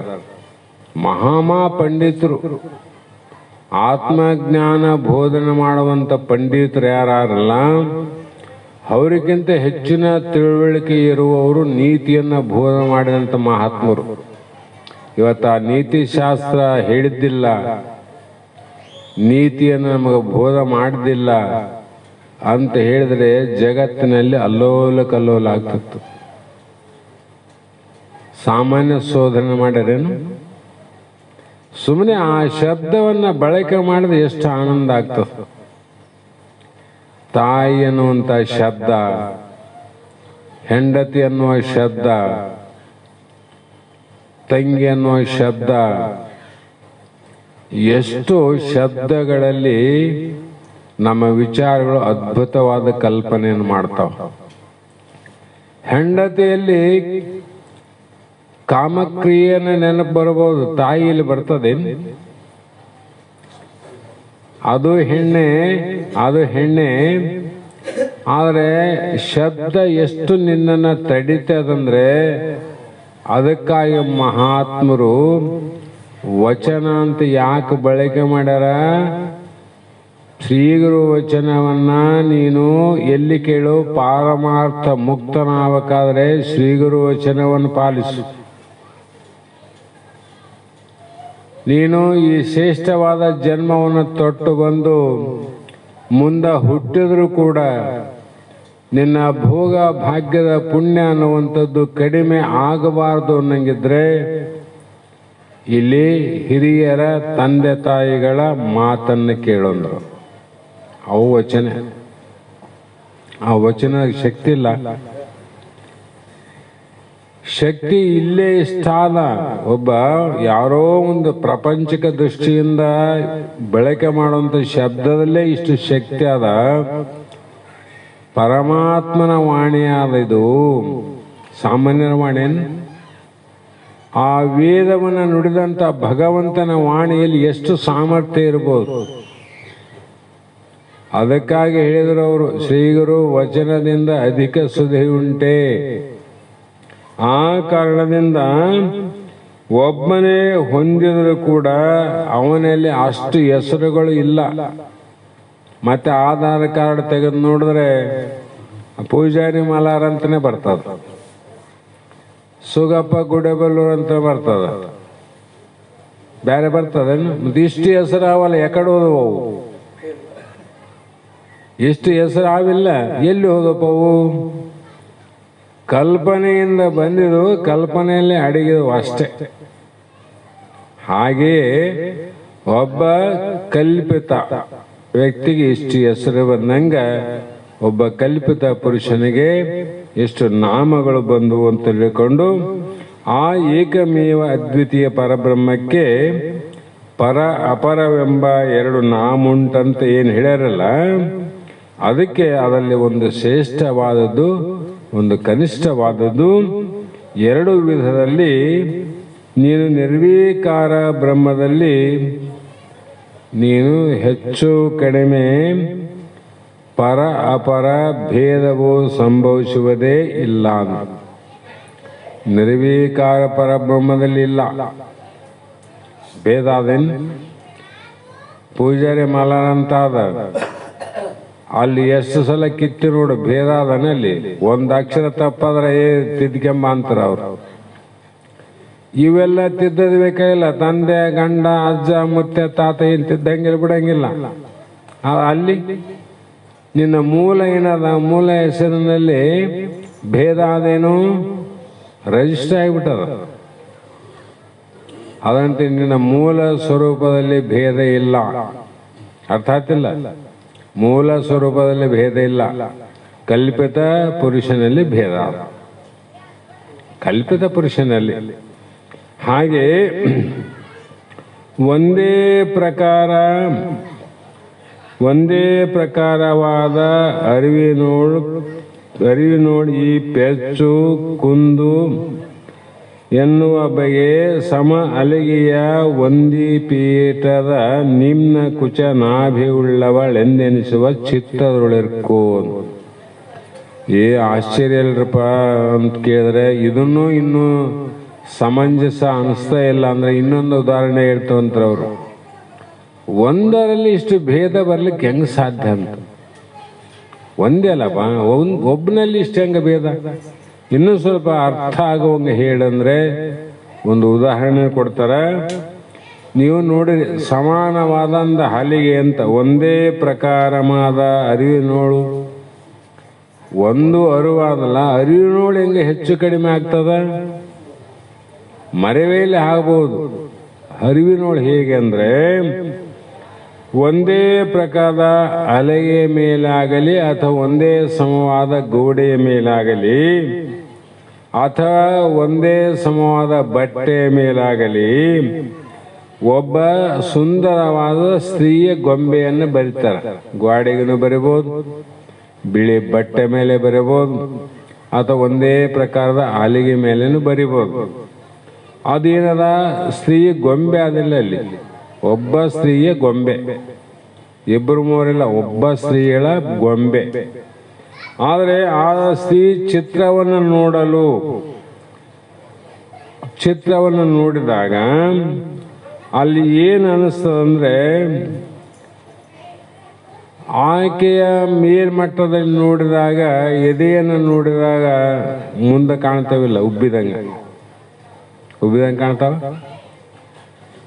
ಮತ್ತೆ ಇನ್ನೊಂದು, ಆ ಒಂದು ದೇಹದ ಆಕಾರವನ್ನ ಟೊಂಕೆಲ್ಲ ನೋಡಿದಾಗ ಸ್ವಲ್ಪ ಸಣ್ಣದ ಕಾಣಿಸ್ತ, ಕಾಲುಗಳು ನೋಡಿದಾಗ ಉದ್ದ ಕಾಣಿಸ್ತ, ಬೆರಳನ್ನು ನೋಡಿದಾಗ ಒಂದು ಚಿಕ್ಕದು ಒಂದು ದೊಡ್ಡದು ಕಾಣಿಸ್ತದ, ಮೂಗು ಚಿಕ್ಕದು ಕಾಣಿಸ್ತದ, ತಲೆ ದೊಡ್ಡದು ಕಾಣಿಸ್ತದ. ಹೌದಿಲ್ಲ? ಇವೆಲ್ಲವೂ ಒಂದು ದೊಡ್ಡದು. ಈಗ ಎದೆಯನ್ನು ದೊಡ್ಡದು ಮಾಡಿದ್ದು, ಸೊಂಟವನ್ನು ಚಿಕ್ಕದ ಮಾಡಿದ್ದು ತೋರ್ತವಿಲ್ಲ. ಅಲ್ಲಿ ಮುಟ್ಟಿ ನೋಡು, ಎಲ್ಲಿ ಎದೆ ಮುಟ್ಟಿ ನೋಡು, ಅಲ್ಲಿ ದೊಡ್ಡದು ಕಾಣಂಗಿಲ್ಲ. ಸೊಂಟ ಮುಟ್ಟಿ ನೋಡು, ಅಲ್ಲಿ ತೆಗ್ಗನು ಕಾಣಂಗಿಲ್ಲ, ಉಬ್ಬುನು ಕಾಣಂಗಿಲ್ಲ, ತೆಗ್ಗನು ಕಾಣಂಗಿಲ್ಲ. ಸಮಾದಿಲ್ಲ. ಸಮ ಇದ್ರೂ ಕೂಡ ಉಬ್ಬು ತೆಗ್ಗುಗಳು ಕಂಡಂತೆ ಕಾಣ್ತವಿಲ್ಲ ನಿನಗೆ.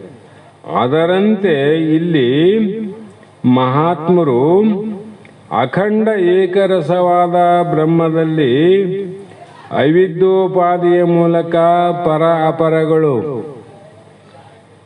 ಯಾವುದು ವಿದ್ಯಾ ಅವಿದ್ಯಾ ರೂಪದಿಂದ ಏನು ಕಾಣ್ತದ, ಪರ ಅಪರಗಳು ಅಂದ್ರೆ ಪರಮಾತ್ಮ ದೊಡ್ಡವನು, ಜೀವಾತ್ಮ ಸಣ್ಣವನಂತ ಕಾಣ್ತದ. ಅಲ್ಲಿ ಕಂಡದಿಲ್ಲ ನಿನಗೆ. ಮುಟ್ಟಿ ನೋಡು, ವಿಚಾರ ಮಾಡಿ ನೋಡು, ಅಲ್ಲಿ ನಾವೇನು ಇಲ್ಲ, ತೋರದು ಬಿಟ್ಟಿಲ್ಲ. ಎದುರು ಧರ್ಮ ಅದು ಉಪಾದಿಯ ಧರ್ಮಗಳಿವಿನ ನಿರುಪಾದಿಕವಾದ ಯಾವೂ ಇಲ್ಲವೇ ಇಲ್ಲ ಅಲ್ಲಿ. ಹಾಗೆಯೇ ಅಸಂಭವ ಏನಲ್ಲ. ಈ ರೀತಿ ಪರಮಾತ್ಮ ದೊಡ್ಡವನು, ಜೀವಾತ್ಮ ಸಣ್ಣವನಂತ ತೋರದೇನು ದೊಡ್ಡ ಮಾತಲ್ಲ ಅಂತಾರ ಉಪಾಧಿ ಮೂಲಕ. ಹಾಗಾಗಿ ಕಿಂತು ಈ ಪ್ರಕಾರ ಉಪಾಧಿಯ ಮೂಲಕ್ಕೆ ಸಂಭವಿಸುತ್ತವೆ ಎಂಬ ಭಾವ, ಅದಕ್ಕೆ ಲಕ್ಷಿಟ್ಟು ಚಿತ್ರವನ್ನು ನೋಡು. ಇದಕ್ಕಿಂತ ಇನ್ನೊಂದು ಉದಾಹರಣೆ ಕೊಡಬಹುದು.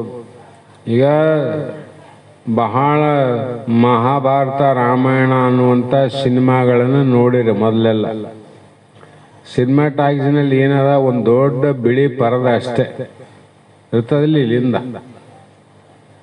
ಆ ಪರದ ಮೇಲೆ ರಾಮಾಯಣ ಮಹಾಭಾರತ ನಡೀತದೆ. ರಾಮಾಯಣ ಮಹಾಭಾರತ ನಡೆದಾಗ 11 ಅಕ್ಷೋಣಿ, 9 ಅಕ್ಷೋಣಿ, 18 ಅಕ್ಷೋಣಿ ಸೈನ್ಯ. ಅಲ್ಲಿ ಕೌರವರು, ಪಾಂಡವರು, ಭೀಷ್ಮ, ದ್ರೋಣ, ಕರ್ಣ, ಅರ್ಜುನ, ದುರ್ಯೋಧನ, ಧರ್ಮ ಇವರೆಲ್ಲ ಮಹಾಬಲಾಢ್ಯರು. ರಥಗಳು, ಆನೆ, ಕುದುರೆಗಳು ಎಷ್ಟು ನೋಡಲ್ಲಿ, ಎಷ್ಟು ತೋರ್ತಾವಿಲ್ಲ ಅಲ್ಲಿ. ಆದರೆ ಅದು ಸಿನಿಮಾ ಮುಗಿದ ಮೇಲೆ ಅಲ್ಲಿ ನೋಡ್ರಿ ಬಟ್ಟೆ ಹೆಂಗಿದ್ದದ ಹಂಗೆ ಅದಿಲ್ಲ. ಅಲ್ಲಿ ಏನೇನು ನಡೆದಾಗ ಆ ಘಟನೆ ನಡೆದ್ರೆ ಆ ಪರದ ಸಾಲ್ತದೆ ಏನದು. ಅಷ್ಟು ಮಂದಿ ತಾಗಿದ್ನಾಗ ಮಂದಿ ಕುಂದ್ರಕ್ಕೆ ಆಗೋದಲ್ಲ. 11 ಅಕ್ಷೋಣಿ, 18 ಅಕ್ಷೋಣಿ ಸೈನಿಕರು ಎಲ್ಲಿಡ್ಬೇಕು? ಅಷ್ಟು ಮಂದಿ ಪರದ ಮೇಲೆ ತೋರಿ ಹೋಗ್ತವಲ್ಲ. ಯಾವುದರಿಂದ? ಉಪಾಧಿ ಮೂಲಕವಾಗಿ ತೋರ್ತಾವ, ಅಡಗ್ತಾವ. ಆದರೆ ತೋರಿಸಿದಂಥ ಏನು ಪರದೆ ಅದ ಅದು ಹಂಗೆ ಇರ್ತದೆ. ಮತ್ತೆ ಸೆಕೆಂಡ್ ಶೋ ಶುರು ಆಯ್ತಿಲ್ಲ, ಮತ್ತೆ ಅದೇ ಪರದ ಮೇಲೆ ತೋರ್ತಾವ. ಅದು ಮುಗಿತಿಲ್ಲ, ನಾಳೆಗೆ ನೋಡ್ರಿ ಮತ್ತೆ ಅದೇ ಪರದ ಮೇಲೆ. ಇವೆಲ್ಲ 100,000 1,000 ಸಿನಿಮಾ ಆದ್ರೂ ಕೂಡ ಅದರ ಮೇಲೆ ತೋರ್ತಾವ. ಆದ್ರೆ ಅದರ ಬದಲಾವಣೆ ಆಗಿಲ್ಲ. ಅದೇ ಪ್ರಕಾರವಾಗಿ ನಮ್ಮ ಎದುರಿಗೆ ನಮ್ಮ ಜೀವನದಲ್ಲಿ ಅನೇಕ ರೀತಿಯ ಲೋಕ ಸೃಷ್ಟಿಯ ಅನೇಕ ಕಾರಣಗಳು, ಹುಟ್ಟು, ಸಾವು, ಜನನ, ಮರಣ, ಬಡತನ, ಶ್ರೀಮಂತಿಕೆ, ಯೋಗ್ಯರು, ಅಯೋಗ್ಯರು, ಜ್ಞಾನಿಗಳು, ಅಜ್ಞಾನಿಗಳು, ಎಷ್ಟೇ ಮಂದಿ ತೋರಿ ಹೋಗ್ತಾರೆ. ಎಲ್ಲಿ? ಆಧಾರ ಆ ಬ್ರಹ್ಮ ಅಧೇಯ ಮಾಯಷ್ಟೆ. ಅಲ್ಲಿ ಆಧಾರ ಯಾವುದು? ಸಿನಿಮಾ ಪರದೆ.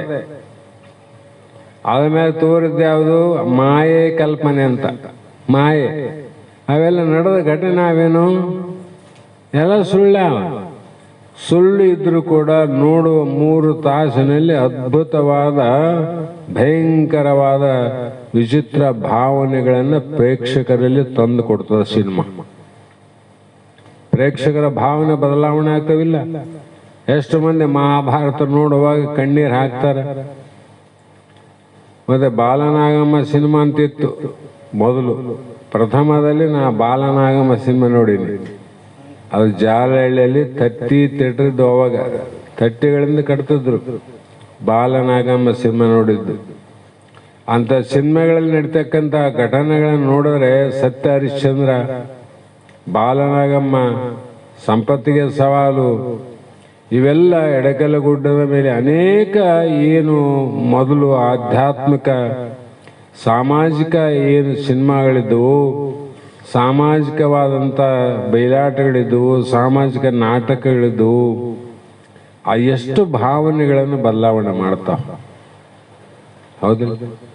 ಅದರಂತೆ ಇವೆಲ್ಲ ಜಗತ್ತಿನಾಗ ನಮ್ಮ ಕಲ್ಪನೆ ಆದಲ್ಲ, ಇವೆಲ್ಲ ನಡೀತೇವಲ್ಲ, ನಡೆದು ನೋಡ್ತೀವಲ್ಲ. ಎಲ್ಲಿ ಅಂದರೆ ನಿನ್ನಲ್ಲೇ ತೋರಿ ನಿನ್ನೆಲ್ಲ ಲಯ ಆಗ್ತಾವಿನ, ನೀನು ಲಯ ಆಗುವನಲ್ಲ. ನಿನ್ನ ಬಿಟ್ಟು ಅವು ತೋರಂಗಿಲ್ಲ. ತೋರಿದ್ರು ಕೂಡ ನಿನಗೆ ಸಂಬಂಧ ಇಲ್ಲ ನೋಡು. ಅದರಂತೆ ನಿನ್ನೆ ಬಿಟ್ಟು ಜನನ ಮರಣ ತೋರಂಗಿಲ್ಲ, ಆದರೆ ಜನನ ಮರಣ ನಿನಗಿಲ್ಲ. ನಿನ್ನೆ ಬಿಟ್ಟು ಸುಖ ದುಃಖ ತೋರಂಗಿಲ್ಲ, ಆದ್ರೆ ಆ ಸುಖ ದುಃಖ ನಿನಗಿಲ್ಲ. ನಿನ್ನೆ ಬಿಟ್ಟು ಹಸಿವು ತೃಷ ತೋರಂಗಿಲ್ಲ, ಆದ್ರೆ ಆ ಹಸಿವು ತೃಷ ಕೂಡ ನಿನಗಿಲ್ಲ. ಈ ರೀತಿ ನೀನು ತಿಳ್ಕೊ ಅನ್ನುವ ಮಾತನ್ನ ಇಲ್ಲಿ ಹೇಳ್ತಾ ಬಂದ್ರು. ಅದೇ ರೀತಿ ನಿಜ ತತ್ವವೇನೆ ರಾಜಪನು ಕಲ್ಪಿತ ಆತ್ಮನು ಈ ಜಗದೊಳು ಅರಿವೆನ್ನ ವರವಿಂತು ಬಿಜವಾಡ ನ್ಯಾಯ ಪರೀಕ್ಷೆಗೆ ಮುನ್ನಲ ದ್ವಿಜನೇ ತಾನೆನಿಪ ರಕ್ಕಸನಂತೆ ಅಂತ ಇಲ್ಲಿ ಒಂದು ಉದಾಹರಣೆ ಕೊಟ್ಬಿಡ್ತಾರೆ. ಕಲ್ಪಿತ ಆತ್ಮಕ ಅಂದ್ರೆ ಕಲ್ಪಿತ ಜೀವನು ಈ 3 ಲೋಕದಲ್ಲಿ ಅರಿವನೆನ್ನವರು ತಮ್ಮ ನಿಜ ಸ್ವರೂಪವನ್ನ ತಾವು ಚೆನ್ನಾಗಿ ತಿಳಿಯುವವರೆಗೂ ಇವನು ಸತ್ಯಂಗ್ ಕಾಣ್ತಾನೆ. ಇವನೊಬ್ಬ ನಾವು ಇಷ್ಟು ವರ್ಷ ಒದ್ದಾಡ್ತೀವಿ, ನಮ್ಗೆ ಇನ್ನು ಪರಮಾತ್ಮ ಬೇರೆನ, ದೇವ್ರು ಬೇರೆನ, ನಾವು ಬೇರೆ ಅಂತ ನಮಗೆ ಕಲ್ಪನೆ ಹೋಗೋಲ್ತಲ್ಲ. ಸಾಮಾನ್ಯ ಹೋಗ್ತದೆ ಇದು. ಯಾವಾಗ ಹೋಗ್ತದ ಅಂದರೆ ತನ್ನ ನಿಜ ಸ್ವರೂಪದ ಅರಿವು ತನಗೆ ಭದ್ರವಾಗಿ ಆಗೋ ತನಕ ಹಿಂಗೆ ಒದ್ದಾಡೋದೆ. ಬೆಕ್ಕದವ್ರಿಲ್ಲ ಅವ್ರು. ಅದಕ್ಕೆ ಹೇಳ್ತಾರ, ಸ್ವಸ್ವರೂಪದ ಜ್ಞಾನವಾಗುವವರೆಗೂ ಕಲ್ಪಿತ ಜೀವನು ಯಥಾರ್ಥವೆನ್ನುವ ಹಾಗೆ ಕಾಣುವನು. ಅವನೊಬ್ಬನ ಆನೇನು ಅಂತ ಕಾಣಿಸ್ತದ, ಆನೇನು ಅಂತ ಅನ್ನಿಸ್ತದ. ಜ್ಞಾನವಾದ ಮೇಲೆ ತೋರಲಾರನೆಂಬ ಭಾವವು. ಜ್ಞಾನ ಆದ ಮೇಲೆ ಕಲ್ಪಿತ ಜೀವ ಕಾಣಂಗಿಲ್ಲ ನೋಡಪ್ಪ. ಜ್ಞಾನ ಆಗುವವರೆಗೆ ಕಾಣ್ತಾನ, ಜ್ಞಾನ ಆದಮೇಲೆ ಕಾಣಂಗಿಲ್ಲ ಅಂತ. ಹೇಗೆಂದ್ರೆ ಬೆಜವಾಡ ಅನ್ನುವಂಥ ಆಂಧ್ರ, ಬೆಜವಾಡದವ್ರು ಅಂತಾರಲ್ಲ, ಆ ಆಂಧ್ರದವರು ಒಬ್ಬ ಬ್ರಾಹ್ಮಣ ಏನ್ ಮಾಡ್ದ, ತನ್ನ ಸತಿಯನ್ನ ಕರ್ಕೊಂಡು ಒಬ್ಬ ಊರಿಗೆ ಹೊಂಟಿದ್ದ. ಆಗ ಮಾರ್ಗ ಮಧ್ಯದಲ್ಲಿ ಅಲ್ಲಿ ನೀರಡಿಕೆ ಆಯ್ತು. ನೀರಡಿಕೆ ಆದಾಗ ಹೆಂಡತಿ ಹೇಳಿದ್ಲು, ಸ್ವಲ್ಪ ನೀರು ತಂದು ಕೊಡ್ರಿ ಅಂದಾಗ ಅಲ್ಲೇ ಅಕ್ಕಪಕ್ಕ ನೋಡಿದಾಗ ಒಂದು ಬಾವಿ ಕಾಣಿತು. ಅದರಲ್ಲಿ ಬ್ರಾಹ್ಮಣ ನೀರು ತರಬೇಕಂತ ಹೆಂಡತಿಯನ್ನ ಮೇಲೆ ನಿಲ್ಲಿಸಿ ಹೋದ. ಅದರಲ್ಲಿ ಒಂದು ಬ್ರಹ್ಮ ರಾಕ್ಷಸ ಬಹಳ ದಿನಗಳಿಂದ ವಾಸ ಮಾಡಿತ್ತು ಆ ಬಾವಿಯಲ್ಲಿ. ಈ ಸುಂದರವಾದ ಸ್ತ್ರೀಯನ್ನ ಕಂಡು ಈಕೆಯನ್ನು ಉಪಭೋಗಿಸಬೇಕೆಂದು ನಿಶ್ಚಯ ಮಾಡಿ ಬಾವಿಯಲ್ಲಿ ಬ್ರಾಹ್ಮಣ ನೀರು ತರಲಿಕ್ಕೆ ಹೋಗಿದ್ನಲ್ಲ, ಅವನ ಮೇಲೆ ಬರೋದ್ರೊಳಗಾಗಿ ಈ ಬ್ರಹ್ಮ ರಾಕ್ಷಸ ಏನ್ ಮಾಡಿದ್ನಂದ್ರೆ, ಆ ನಿಜವಾದ ಆ ಸತಿಯ ಗಂಡ ಬ್ರಾಹ್ಮಣ ಏನಿದ್ನಲ್ಲ, ಗಂಡನದಂತೆ ಒಂದು ತಂಬಿಗೆ ನೀರು ತುಂಬಿಕೊಂಡು ಮೇಲೆ ಬಂದ್ಬಿಟ್ಟ. ಅವನು ಒಳಗಾನ ನೀರು ತುಂಬಕತ್ತಾನ, ನೀರು ಕೊಡು ನೀರು ಒಯ್ಯಮಂತ ಕುಡಿಯಕತ್ತಾನ. ಅಷ್ಟರೊಳಗೆ ಬ್ರಹ್ಮ ರಾಕ್ಷಸ ಬ್ರಾಹ್ಮಣಂತ ವೇಷ ಹಾಕಿ ನಡಿ ಹೋಗಮಂದ. ಹೆಂಡತಿಗೇನು ಗೊತ್ತು, ಮತ್ತೆ ಗಂಡನೇ ಬಂದಾದ್ಮೇಲೆ ಹೋಗ್ಬೇಕಲ್ಲ. ಆದ್ ಮುಂದೆ ಹೊರಟ ಆಕಿನ ಭೋಗಿಸಬೇಕಂತ ಬ್ರಹ್ಮ ರಾಕ್ಷಸನಿಗೆ ಆಸೆ ಇತ್ತು. ಅಷ್ಟರೊಳಗೆ ಈ ಬ್ರಾಹ್ಮಣ ಮೇಲೆ ಬಂದು ನೋಡ್ತಾನ, ತನ್ನ ಹೆಂಡತಿ ಇನ್ನೊಬ್ಬನ ಜೊತೆ ಹೋಗಕತ್ತಾಳ, ಹೆಗನ ಮೇಲೆ ಕೈ ಹಾಕಿ. ಅವನಿಗೆ ಹೆಂಗಾಗಿರ್ಬೋದು. ಆವಾಗ ಅವನು ಏನ್ ಮಾಡಿದ, ವಿಚಾರ ಮಾಡಕತ್ತಿದ, ಈ ಏನ್ ಮಾಡ್ಬೇಕಂತ ಉಭಯ ಸಂಕಟ. ಸ್ವತಃ ಹೆಂಡತಿನೇ ಅವನ ಹೆಗನ ಮೇಲೆ ಕೈ ಹಾಕೊಂಡು ಹೋಗ್ತಾಳಂದ್ಮೇಲೆ ತನ್ನ ಗಂಡ ಅಂತ ತಿಳ್ಕೊಂಡಳ ಅಂತ ಪಕ್ಕ ಆಯ್ತೀವ್ನಿ. ಇದು ಹೆಂಗ ಮಾಡಬೇಕು ಅಂತ ಆದ್ರೆ ಬೆನ್ನತ್ತಿದ. ನಿಂದ್ರಂದ. ಆಕೆ ಯಾರೇ ಅವನಂದ್ಲಕ್ಕಿ.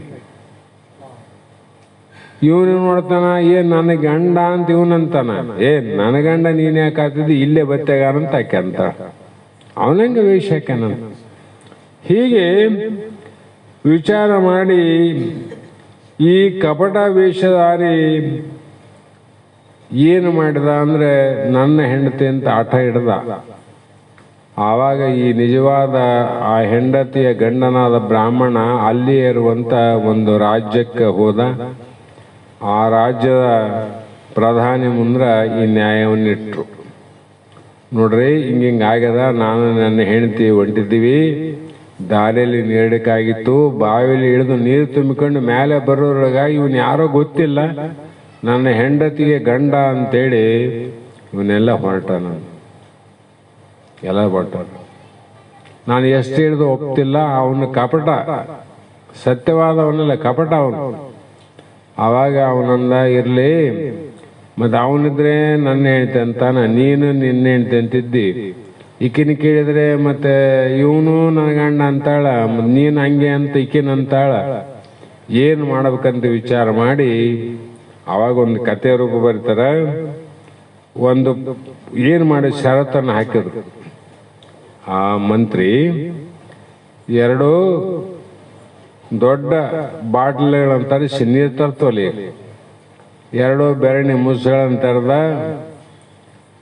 ಅವನು ಪ್ರಧಾನಿ ಮಂತ್ರಿ ವಿಚಾರ ಮಾಡಿದ, ಇವನ್ ಏನನ್ನ ಕೇಳು ಹೇಳ್ತಿದ್ದೀವಿ. ಯಾರೋ ಬ್ರಹ್ಮ ರಾಕ್ಷಸ ಅವನ ಇತಿಹಾಸ ಏನನ್ನ ಕಡೆ ಎಲ್ಲವನ್ನ ಹೇಳ್ತಿದ್ದ. ಇವನು ಏನು ಹೇಳ್ಬೇಕು ಪಾಪ, ಬಡ ಬ್ರಾಹ್ಮಣ, ತಿಳಿದಷ್ಟು ಹೇಳೋನು ಇವನಾದ, ಏನನ್ನ ಕೇಳೋ ಹೇಳೋನು ಅವನಾದ. ಆವಾಗ ವಿಚಾರ ಮಾಡಿದ, ನೋಡು ಈ ಬೆರಳೆಯಲ್ಲಿ ಯಾರು ಹೋಗಿ ಬರ್ತೀರಿ ಅವರು ಮಾತ್ರ ಈಕೆಯ ಗಂಡ ಅಂತ ನಾನು ನಿಶ್ಚಯ ಮಾಡ್ತೀನಿ, ಯಾರು ಹೋಗ್ತೀರಿ ಅಂದ. ಆವಾಗ ಬ್ರಹ್ಮರಾಕ್ಷಸ ಅಂತೂ ಇದೇನು ದೊಡ್ಡಾಗದಂತ, ಅದಕ್ಕೆ ಅಸಾಧ್ಯವಾದೇನದ. ಈ ಬ್ರಾಹ್ಮಣನಿಗೆ ನಡು ಹುಡಿತು, ಭಯ ಆಯ್ತು, ಆಯ್ತಪ್ಪ ನನ್ನ ಹೆಂಡ್ತಿ ಕೈ ಹುಟ್ಲು, ನಾನಂತೂ ಹೋಗಕ್ಕಾಗಲ್ಲ, ಹೆಂಗ್ ಹೋಗೋದಂತ. ಅವಾಗ ಬ್ರಹ್ಮರಾಕ್ಷಸ ರೆಡಿ ಆಯ್ತು, ನಾ ಓದ್ತೀನಿ ಅಂತ ಹೋಗಿ ನೋಡಂತ. ಅದು ಯಾವಾಗ ಒಳಗೆ ಹೋದ ತಕ್ಷಣ ಬೆರಳಿನ ಹಾಕಿ ಮುಚ್ಚಿಬಿಟ್ಟು ನೋಡು ಒಳಗ್ಯಾರ ಮಗ. ನೋಡು ಅದು ಕಪಟ ಅದ, ನೀನೇ ನಿಜವಾದ ಈಕೆ ಗಂಡ ಅಂತ ಹೇಳಿದಾಗ ಮಾತ್ರ ಆಕೆಗೇನಾಯ್ತು, ನಿಜವಾಗಿ ತನ್ನ ಗಂಡ ಯಾರನ್ನು ಅಂತ ವಿಚಾರ ಮಾಡಿದಾಗ ಗೊತ್ತಾಯ್ತು. ಅಲ್ಲಿವರೆಗೂ ಇವನು ಸತ್ಯಮ್ಮ ಕಣ್ಣಿಲ್ಲ. ಅಸತ್ಯವಾದ ಗಂಡ ಸತ್ಯ ಅಂತ ಗಂಡ, ಆದ್ರೆ ವಿಚಾರ ಮಾಡಿ ನೋಡಿದಾಗ ಅಸತ್ಯ ಅಸತ್ಯ, ಸತ್ಯ ಸತ್ಯನೇ ಅಂತ ಅನ್ನಂಗ ಇಲ್ಲಿ ನೀವು ವಿಚಾರ ಮಾಡಿ ನೋಡಿದಾಗ ಕಲ್ಪಿತ ಪುರುಷ ಅವನು ಕಲ್ಪಿತ ಗಂಡ ನೋಡು, ಅಷ್ಟೊತ್ತು ನಿಜವಾದ ಗಂಡ ಅಲ್ಲ. ಅದರಂತೆ ವಿಚಾರ ಮಾಡ್ತಾನ ಇವನು ಕಲ್ಪಿತ, ಜೀವ ಸತ್ಯನೇ. ಯಾವಾಗ ಗುರುಶಾಸ್ತ್ರದಿಂದ ವಿಚಾರ ಮಾಡ್ತಾರಿ ಕಲ್ಪಿತ ಮಿಥ್ಯೆ ಆಗ್ತಾನ, ಸತ್ಯವಾದ ಆಧಾರವಾಗಿರ್ತಕ್ಕಂಥ ನಿರ್ಗುಣ ಪರಬ್ರಹ್ಮವೇ ನೀನು ಅಂತ ನಿಶ್ಚಯವನ್ನು ಮಾಡು ಮೈತ್ರಿ ಅಂತಕ್ಕಂಥ ಮಾತನ್ನ ಹೇಳಿದ್ರು. ಇಲ್ಲಿಗೆ ಸಮಯ ಆಗದ, ನಾಳೆ ದಿನ ಮತ್ತೆ ವಿಚಾರ ಮಾಡೋಣ ಅನ್ನುವಂಥ ಮಾತನ್ನು ಹೇಳಿ ಇಲ್ಲಿಗೆ ಮಂಗಲವನ್ನ ಹೇಳೋದು. ಗುರುದೇವ ಬಸವಾನಂದ ಯೋಗಿಗೆ ಬೆಳಗುವೆ ಆರತಿಯ, ಗುರುವರ ಬೆಳಗುವೆ ಆರತಿಯ. ಗುರುದೇವ ಬಸವಾನಂದ ಯೋಗಿಗೆ ಬೆಳಗುವೆ ಆರತಿಯ, ಗುರುವರ ಬೆಳಗುವೆ ಆರತಿಯ. ಪರಿಪಕ್ವ ಹೃದಯರಿಗೆ ನಿಜ ಗುಣ ಬೋಧೆಯ ಮರ್ಮವ ತಿಳಿಸಿರುವೆ, ಗುರುವರ ಮರ್ಮವ ತಿಳಿಸಿರುವೆ. ಕರಣಾದಿ ಗುಣಕ್ಕೆಲ್ಲ ತಾನೇ ಸಾಕ್ಷಿ ಎಂಬ ಭಾವವನರು ಇದಗೆ, ಗುರುವರ ಭಾವವನರು ಇದಗೆ. ಗುರುದೇವ ಬಸವ ಆನಂದ ಯೋಗಿಗೆ ಬೆಳಗುವೆ ನಾರುತಿಯ, ಗುರುವರ ಬೆಳಗುವೆ ನಾರತಿಯ. ಲೌಕಿಕ ಪಾರಮಾರ್ಥವೆರಡನು ಮಾಡದೆ ಕೂಡಿ ನಡೆಸಿರುವೆ, ಗುರುವರ ಕೂಡಿ ನಡೆಸಿರುವೆ. ಮಾರ್ದನ ಶಂಭೋಲಿಂಗವನೊಲಸಿ ಬೇರದಿ ಸುಖಿಸಿರುವೆ, ಗುರುವರ ಗಂಭೀರದಿ ಸುಖಿಸಿರುವೆ. ಗುರುದೇವ ಬಸವ ಆನಂದ ಯೋಗಿಗೆ ಬೆಳಗುವೆ ಆರತಿಯ, ಗುರುವರ ಬೆಳಗುವೆ ಆರತಿಯ. ಸಂಸಾರದೊಳಗೆ ಬಳಲುವ ನರರಿಗೆ ಈ ಭವದಿಂದ ತಾರಿಸಿದೆ, ಗುರುವರ ಈ ಭವದಿಂದ ತಾರಿಸಿದೆ. ಭವಮಾಲೆ ಒಳಗದೆ ನೆಂಬ ಭ್ರಮೆಯನು ನೀನು ಬಿಡಿಸಿರುವೆ, ಗುರುವರ ನೀನು ಬಿಡಿಸಿರುವೆ. ಗುರುದೇವ ಬಸವಾನಂದ ಯೋಗಿಗೆ ಬೆಳಗುವೆ ಆರತಿಯ, ಗುರುವರ ಬೆಳಗುವೆ ಆರತಿ. ಶ್ರೀಮದ್ ಜಗದ್ಗುರು ಸಿದ್ಧಾರೂಢ ಸ್ವಾಮಿ महाराज की जय. श्री सद्गुरु शिवपुत्र स्वामी महाराज की जय. श्री सद्गुरु बसवानंद स्वामी महाराज की जय. श्री सद्गुरु अभिनव महाराज की जय.